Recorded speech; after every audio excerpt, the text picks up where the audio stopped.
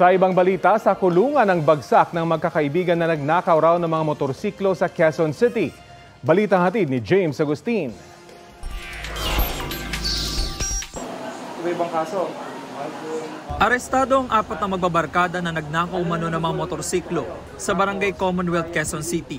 Ayon sa pulisya, nakatanggap sila ng reklamo na may mga nawawalang motorsiklo na ipinarada ng mga may-ari sa labas ng bahay. Pagdating doon, habang nag-iimbestiga sila, lumapit yung witness na nakakita doon sa kumuha sa motor niya. So, itunuro. So, nilapitan, pakilala kasi tugma doon sa description ng witness natin.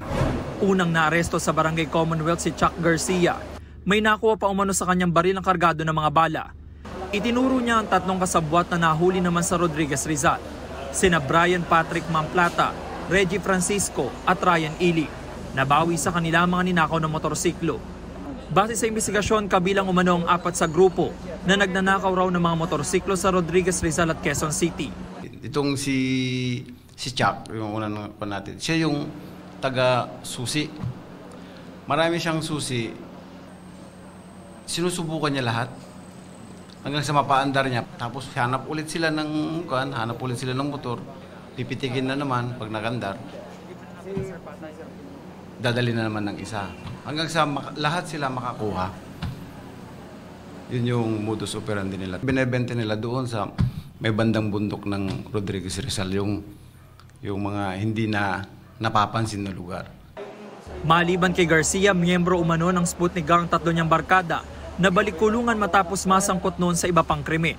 Base sa investigasyon natin, itong 3 may kaso na sila.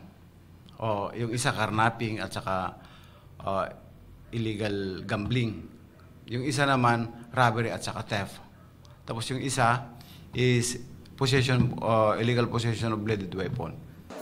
Aminado si Garcia sa nagawang pagnanakaw. Dahil po sa pangailangan lang po. Hirap po ng buhay. Kaya po nagawa yun. Sinasabi rin may nakuha daw sa yung baril. Ano masasabi mo? Hindi po sa akin galing yun. Ang 3 iba pang suspect itinanggi na kasabwat sila ni Garcia. Hindi po totoo yun. Talagang siya lang talaga nahuli. Nagdadamay lang po siya. Ba't kaya kayo tinuturo nito? Gumagawa lang po yan ng para madami kami kasi lagi niya kami kasama eh. Wala po akong alam sa may ginawa niyan. Ako po aminado po akong gumagawa ng kasalanan po. Pero hindi po yung ginawa po na itong yung nakaw po ng motor. Hindi po yung totoo sinasabi ng kasama ko na kasama kami sa pagnakaw. Nasampahan na mga suspect ng reklamong paglabag sa New Anti-Carnapping Act, habang si Garcia ay may karagdagang reklamong paglabag sa Comprehensive Firearms and Ammunition Regulation Act. James Agustin, nagbabalita para sa GMA Integrated News. Kapuso, alamin ang maiinit na balita. Bisitahin at mag-subscribe sa GMA Integrated News sa YouTube. Sa mga kapuso abroad, samahan nyo kami sa GMA Pinoy TV at sa www.gmanews.tv.